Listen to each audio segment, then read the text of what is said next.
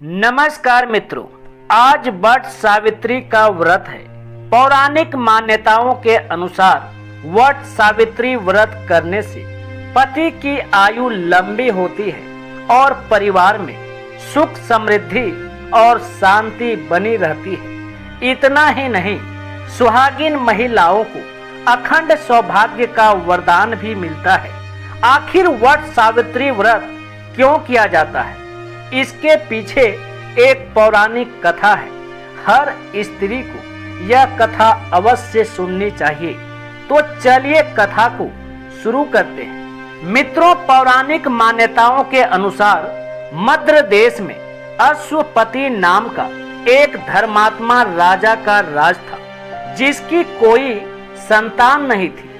राजा ने संतान प्राप्ति के लिए यज्ञ करवाया, जिसके फलस्वरूप उनके घर एक कन्या का जन्म हुआ।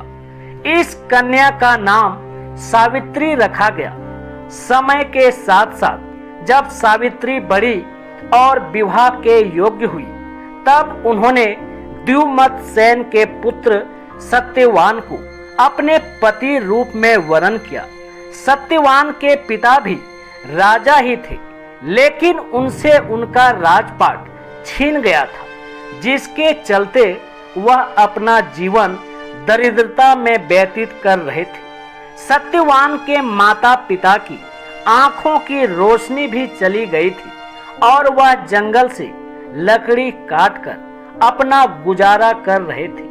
वहीं जब सावित्री और सत्यवान के विवाह की बात चली, तब नारद मुनि ने सावित्री के पिता राजा अश्वपति को बताया कि सत्यवान अल्प आयु है और विवाह के 1 साल बाद ही उनकी मृत्यु हो जाएगी। नारद मुनि की ये बात सुनकर सावित्री के पिता ने उन्हें समझाने का बहुत प्रयास किया, लेकिन वह नहीं मानी।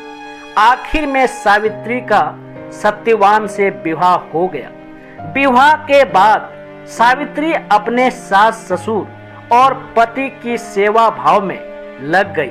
फिर वह दिन भी आ गया जिसका जिक्र नारद मुनि ने सावित्री के पिता से किया था, अर्थात सत्यवान की मृत्यु का दिन। उसी दिन सावित्री भी सत्यवान के साथ वन को गई।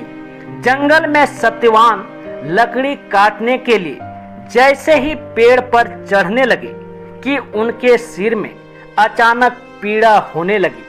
कुछ समय के बाद वह सावित्री के गोद में सिर रखकर लेट गए और अपना प्राण त्याग दिए। कुछ ही समय बाद वहां यमराज अपने दूतों के साथ आ गए और सत्यवान की आत्मा को लेकर दक्षिण दिशा की ओर जाने लगे। पतिव्रता सावित्री भी उनके पीछे चलने लगी।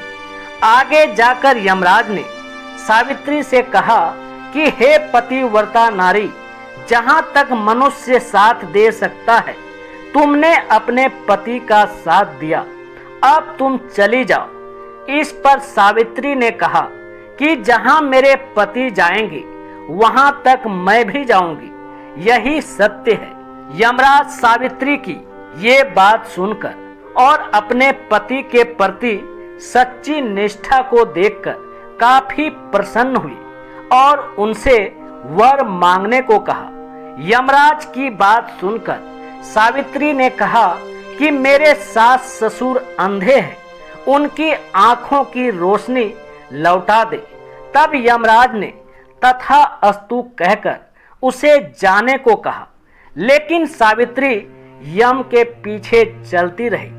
तब यमराज उनसे दोबारा वर मांगने को कहा। इस बार सावित्री ने वर मांगा कि मेरे सास ससुर का खोया हुआ राज्य वापस मिल जाए। यमराज ने तथास्तु कहकर उसे जाने को कहा, लेकिन सावित्री फिर भी यम के पीछे चलती रही। तब यमराज ने कहा, अब तुम्हें क्या चाहिए? तब सावित्री ने कहा कि मैं सत्यवान के पुत्रों की मां बनना चाहती हूँ। सावित्री की पति भक्ति को देखकर यमराज अत्यंत प्रसन्न हुए और आवेश में तथास्तु कह दिया। यमराज ने बड़ी प्यार से कहा, अब चली जाओ बेटी। सावित्री ने कहा कि मेरे पति के प्राण तो आप लेकर जा रहे हैं, तो आपके पुत्र प्राप्ति का वरदान कैसे पूरा होगा। यमराज को समझ में आ गया था कि उन्होंने खुशी से सावित्री को क्या वरदान दे दिया है।